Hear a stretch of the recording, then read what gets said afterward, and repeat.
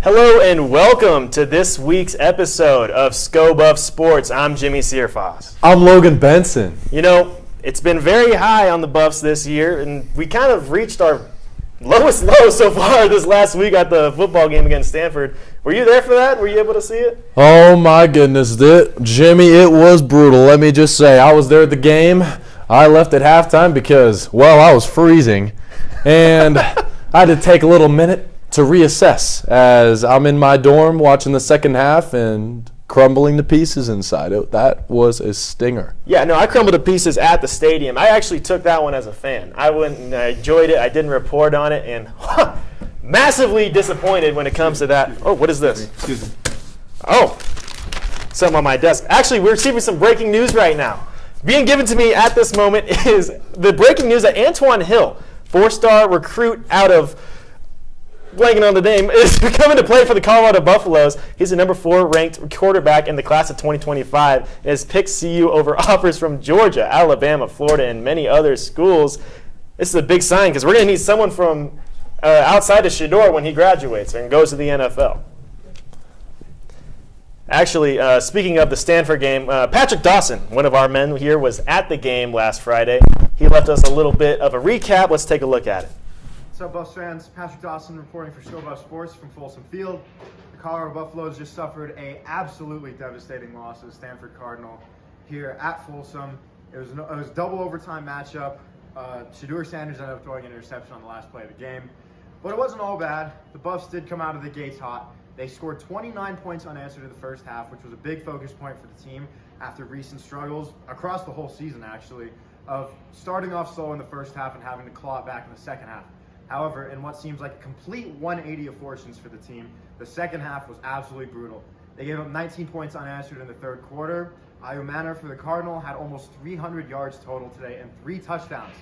Travis Hunter returned to action today. He did have 2 touchdowns, but gave up some big plays, including a big touchdown on the defensive side of the ball. Definitely an up-and-down game for the Buffs. Lots of good things to look at, but lots of bad things, including the incredibly overshadowing 29-point blown deficit. Once again, Patrick Dawson reporting for Sco Buff Sports. There's an intro. All right. Now, let's bring in Leo Rivera with your Buff Banter. Hello, Buff fans. Happy Friday and welcome to Buff Banner. I am Leo Rivera and I'll be your host as we look back at last week's crumbling defeat to Stanford.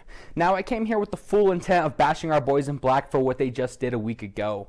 However, today will not be that day. Rather, I will choose to remain positive and bring our guys up rather than tear them down. The national media has bashed you all week for its embarrassing collapse, and it's no secret what has happened. There's no need for me to come here and pile on more, as that's just completely unnecessary. And as a former athlete, I understand the feeling of a loss. I guarantee that the men in that locker room hold themselves to a higher standard than any one of us could set for them. It is the bye week, and the team will have the ability to reset and refocus. Recognizing that, I will now give you my 5 reasons why you should not lose faith in CU. Number 1, it's early in Coach Prime's tenure. Coach Prime hasn't even been in the state of Colorado for a full calendar year. It's obvious he doesn't have his complete roster together and the full type of guys he wants in the room participating on the field. We got to let him get here, get time to put a full team together, talk with coaches, get the complete coaching staff that he needs together, right? There's no reason to rush this process. And this early excitement that has come up with all the winning is great, but it's good to take a moment to sit back and look at what really needs to happen for this team to improve in the future. But speaking about that, my second point is that we've exceeded all expectations up to this. I mean, CU's game line was at 3.5 at the beginning of the year, and into the bye week, we've already crushed that with 4. No one had these kind of expectations coming into this year. And honestly, CU was kind of a laughingstock for a lot of different people in the media and in college football as a whole. No one truly believed that Coach Prime was going to come in and do what he's done so far. And we just got to take a minute to appreciate that and understand that this is a process and it's going to take time. But one good thing to notice from this game and games previous is the young talent on the team. Primarily focusing on the offense, we have so much young running backs and receivers who are going to be here for the foreseeable future. They're going to get more reps, they're going to learn to gel with each other and get more time in the practice, on the practice field and in the media and in the film room. Right, these young guys are going to have plenty of opportunities the next couple years to make plays and get better and learn the game of football as a whole. And number 4, our offense keeps clicking, right? We saw it in this big game against Stanford. As much as it sucked to lose, our offense was able to put up a large amount of points to different guys. Xavier Weaver, Travis Hunter are just different contributors on that field, but there are so many unlimited amount of weapons that Shedeur Sanders will utilize. And even if he comes back next year, that's just one more leader that we're going to have on that field, taking this young core up into the future, and we could start really competing for a national championship. And number 5, we coming. Deion Sanders has already said it himself that we are just a few guys short on offense, defense, special teams to take this team up to the next level. With another offseason of recruiting and the transfer portal, as all of you are so well know now, is just going to keep building this team and making it better. We got to give Coach Prime time. We got to take a second and reflect on how far we've come to see where we are going to go. Just know that we are coming. That's just some food for thought as we look past the bye week. That's all I have to say now. I'm Leo Rivera, and this has been Buff Banner. Back to you guys at the desk. After throwing for 400 yards for the second time this season, Shedeur Sanders is now leading the nation in passing yards. Through 7 games, he has thrown for 2,420 pass yards for an average of 345 per game. He also has a pretty sizable lead with 119 more yards than Michael Penix Jr., the runner-up in that category. Unfortunately, with CU having their bye week this week, he's going to drop on that leaderboard, but will stay in the top 10 and possibly even the top 5 in that statistic. After missing 3 consecutive weeks, two-way star Travis Hunter wasted no time getting back in on the action. In the first quarter, he took a 3-yard pass and turned that into a light 24-yard touchdown with a nasty spin move and a burst of speed towards the front pylon. This was Hunter's first touchdown as a Buffalo, but he didn't stop there, hauling another touchdown catch after taking a shot in the end zone. Later that game, despite the loss, Hunter finished the game with 3 season highs, racking up 13 receptions, 140 receiving yards, and 2 touchdowns. Travis Hunter's performance so far this season has earned him high praise around the country for his play on both sides of the ball. Despite his absence in 3.5 games, he was named the midseason All-American in a list released by Sporting News on Wednesday. The Blitnikoff Award, an honor given to the nation's best receiver at the end of each year, had a watch list released on Wednesday as well. Making that list was our Xavier Weaver, who has been tearing it up for the Buffs through 7 games. The USF transfer leads CU with 6 total touchdowns this season and is 12th in the nation with 631 receiving yards. The last among the Buffs in the hunt for a postseason award is Coach Prime himself, who made the Paul Bear Bryant Coach of the Year watch list released on Tuesday. Coach Prime and the Buffs are now on a bye week, but they won't have much time or much longer for another high-profile setting. Their next game against UCLA will have a 5:30 Mountain Time kickoff on ABC, with ticket sales capping at over 67,000 fans who are set to sell out the Rose Bowl. It would be the second largest crowd for a CU game in the last 5 years, and speculation is surging that nearly half of those fans could be there to support the black and gold. All right, Buffs fans, it's that time of the week once again. It's time for your weekly trivia question. As just mentioned, next Saturday at UCLA will be the second largest crowd the Buffs have played in front of the last 5 years.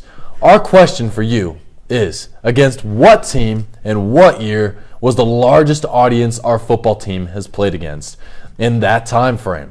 The answer will be revealed later on in the show.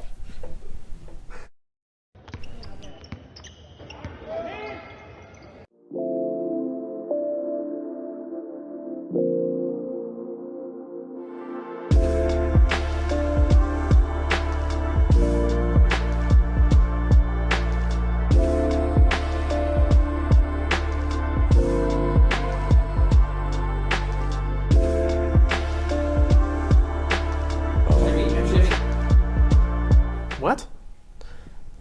Trent was at the game last Saturday, and last Friday, and he wanted to break down some of the plays. Let's see what Trent had to say.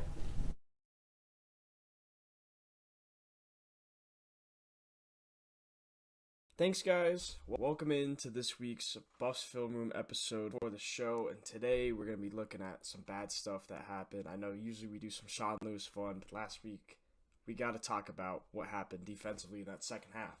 So you see here, big situation, 30 seconds left, 2nd and 10. Stanford's got the ball on the 45. You got to hold them out of field goal range. We know how college kickers are. They can be a little iffy in the clutch sometimes. You saw Stanford's kicker did miss a pretty easy field goal early on in that game too. So, as the Buffs, you're thinking, we got to keep them here at the 45. Can't let them get any farther. We got 2-man under coverage. So what that means is we got 2 deep zones, and then everybody is locked up man-to-man here. But, however, in order for man coverage to work, your pass rush has to get home. And on the pass rush side, we're going to have a double twist, which means the outside guys are going in, inside guys are going out, and that's going to try and disrupt that pass protection a little bit for that Stanford offense. And the Buffs are going to beat man coverage all night. We know what Alec Iamaner did. He destroyed them on slant routes, on everything. And so you see people are shaded inside, and the reps for the coverage were actually pretty good, in my opinion, on this play. However, you can't give a quarterback, a D1 college quarterback, too much time to throw, especially against man coverage, because as a corner, it's so hard to defend somebody for an extended period of time. We'll let the play go. And you see those 2 safeties drop, stunts come, and now the big thing here is this is Amari McNeil at the top of the screen, and what he doesn't do is get contained. He needs to get outside. You'll see Shane Cokes on the bottom here. He gets outside. So if Ashton Daniels wants to scramble here, he can't. However, McNeil gets caught up in the inside here. This offensive tackle walls him off, and it gives Daniels free run to the outside to extend this play. And like I was saying, as a corner and man coverage, it is so hard to defend any receiver for an extended period of time. Cokes gets caught up in the middle. Daniels finds his guy downfield, puts him in field goal range. We know what happens next. Buffs really have to tighten up on man coverage, maybe look at running a little more zone in the future. But last week's game was not pretty in the second half defensively. With the long bye week, you hope that they change up some schemes, find some adjustments, and can go on the road and turn their season back around. Back to you guys.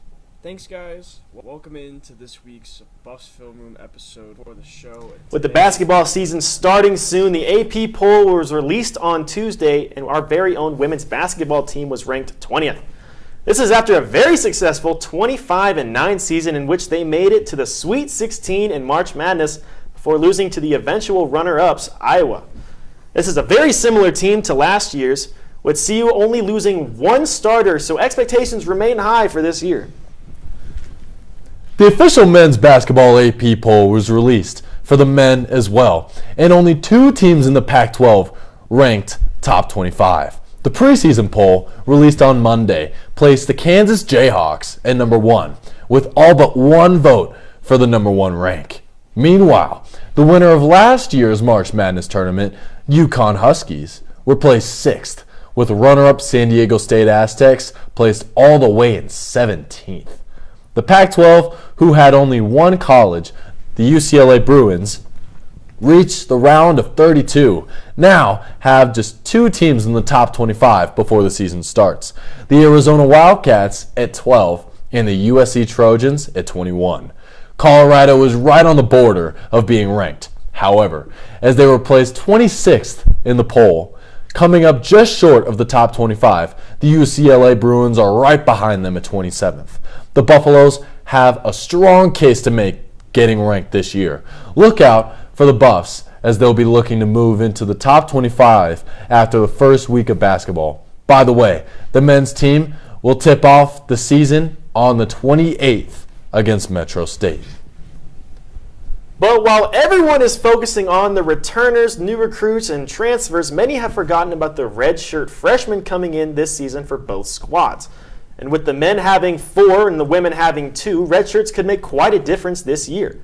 For Tad Boyle and Joe Hurlbert and R.J. Smith, they both headline the redshirts as they both look to find some decent training or decent minutes in the rotation this season. where J.R. Payne, Shalomi Sanders, and Michaela Johnson expect to find their role after joining the team midway through last season. The future of both the men's and women's basketball teams looks extremely bright, and that future could get even brighter with a couple big-time recruits coming to CU this past week. Andrew Crawford, a 4-star recruit, announced his commitment to the Buffs on Saturday. The 6'6" point guard is the #1 high school prospect in the state of Colorado for the 2024 class. He picked the black and gold over Pac-12 rival Stanford, and then Californian 4-star forward Sebastian Rankic hasn't made his commitment as of today, but he is choosing between the Buffs, USC, and Oklahoma. According to On3 Recruiting, the 2024 power forward is leaning towards choosing CU with a 93% chance of doing so.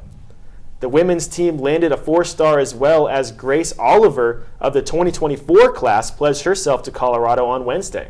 Both a guard and a forward, Oliver is the reigning Gatorade Player of the Year in Massachusetts. She also averaged a double-double throughout high school.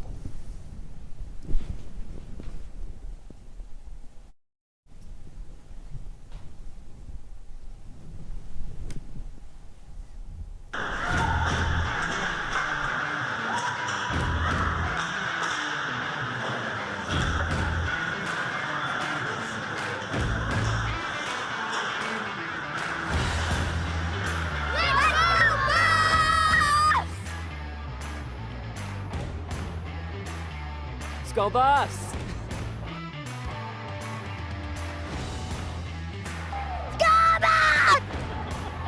Thank you.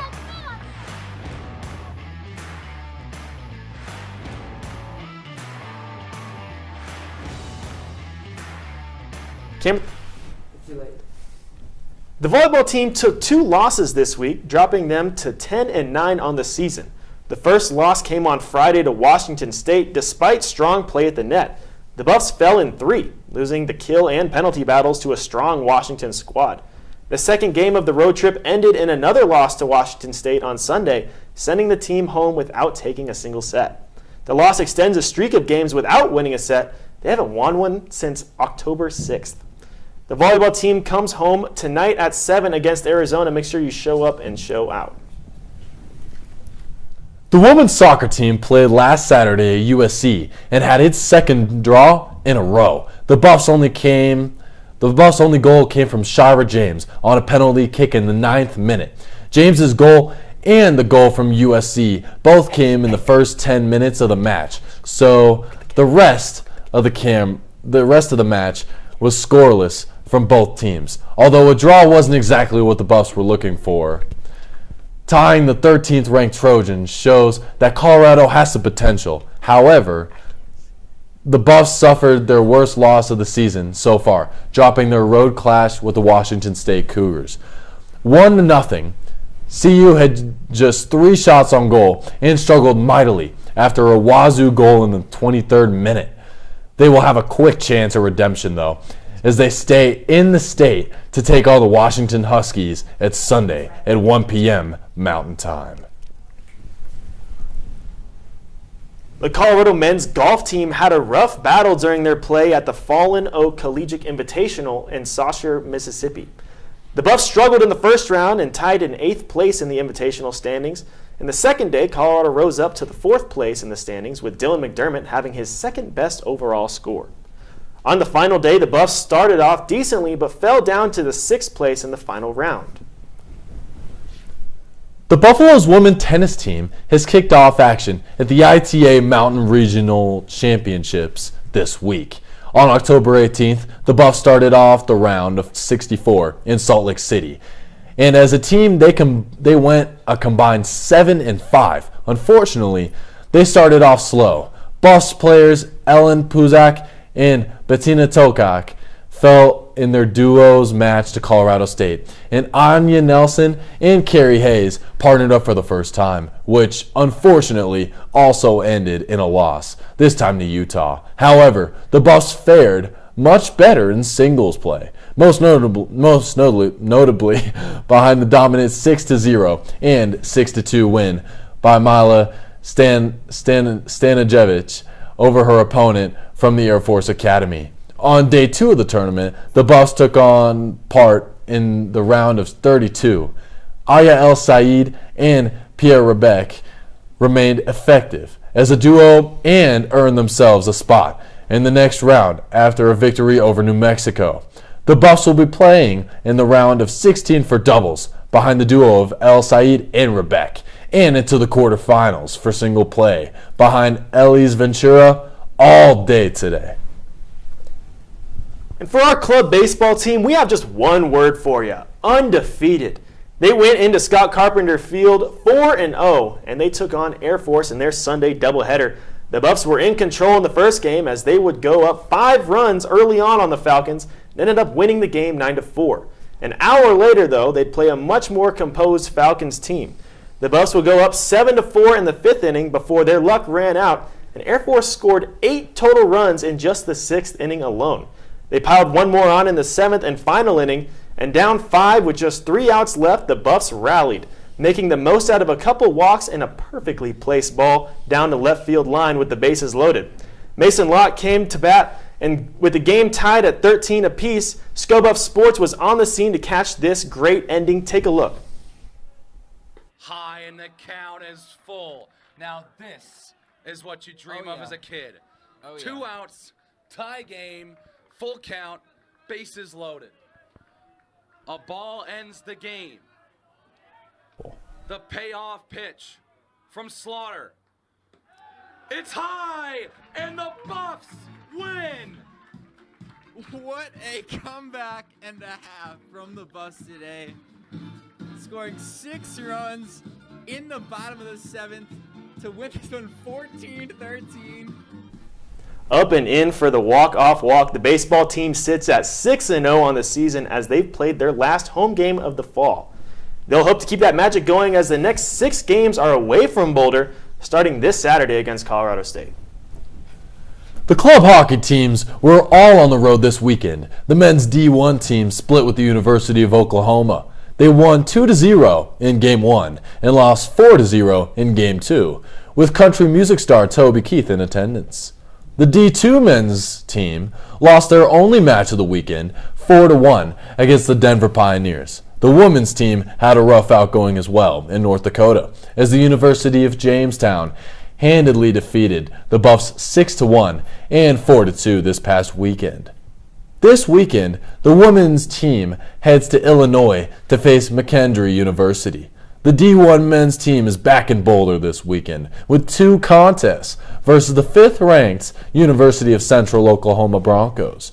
They'll play at 7 p.m. on Friday and Saturday at the Rec Center. You can find live streams of these games right here on our YouTube.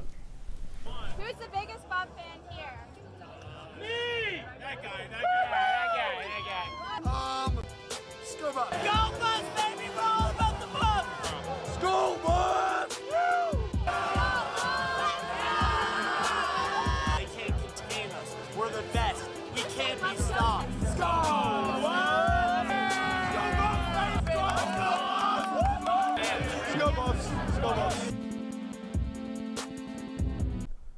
Hey there everyone, it's Nick Evans here for this week's edition of Rapid Fire. Our football team may be on a bye this week. I even saw Shadura spending his weekend in Miami on Instagram, but there's still plenty of sports going on over the next couple of days. Starting off just a short while after the show's conclusion, we'll be live at the Rec Center's ice rink to see our D1 team face off against Central Oklahoma Broncos at 7 on Friday for hockey. The Chos will be back on Saturday to face off against the Buffs, also at 7 p.m. And then next up, our volleyball team will kick off their 4-game home stretch against both Arizona schools over the weekend. On Friday, they'll be playing against the Arizona Wildcats, hoping to get their 2nd win in 8 games. And then on Sunday, they'll be back at the event center to face the number 17th ranked Arizona State Sun Devils. And that game's at noon, and they'll need every fan they can to help them get their momentum. After that, we've got our women's soccer team in Seattle on Friday to face the Washington Huskies at 1 p.m. Mountain Time. And they won't be back at Prentup until their next game on Thursday against Arizona. And then finally, our women's golf team is in California right now, playing on Friday at the Stanford Intercollegiate, where they'll play their 2nd and 3rd rounds on Saturday and Sunday respectively. Good luck to all of our club and varsity teams this week. Again, it's a football bye week, so make sure you head out to some of the other events over the weekend. Once again, I'm Nick Evans and Go Buffs. Back to you guys. situations with his receiving ability out of the backfield. Sanders underneath, complete in space. Nice move. Hunter, Travis Hunter, touchdown.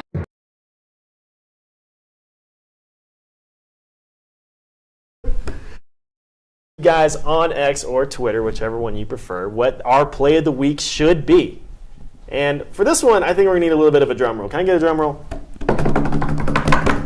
The winner, receiving an astounding 64% of the vote, is Travis Hunter. Check out this play where he becomes the first two-time winner of our Play of the Week award on that spin move that he took in for 6 for a 24-yard reception. It was his first as a Buff, his first time finding the end zone.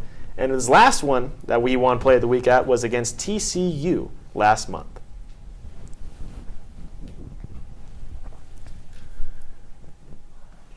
And Buffs fans, it's time for the moment that you've all been waiting for. You've been on the edge of your seats. You've been anticipating this very moment.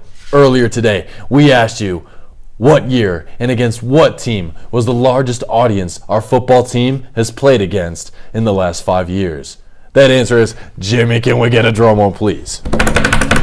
Washington. Just last year in 2022, the Buffs played Washington on November 19th in Seattle in front of a whopping crowd of 67,969 fans. It was definitely a high competitive, nail-biting affair. Do not fact check me on that last part. You know what? I might actually go ahead and promise you that it was not.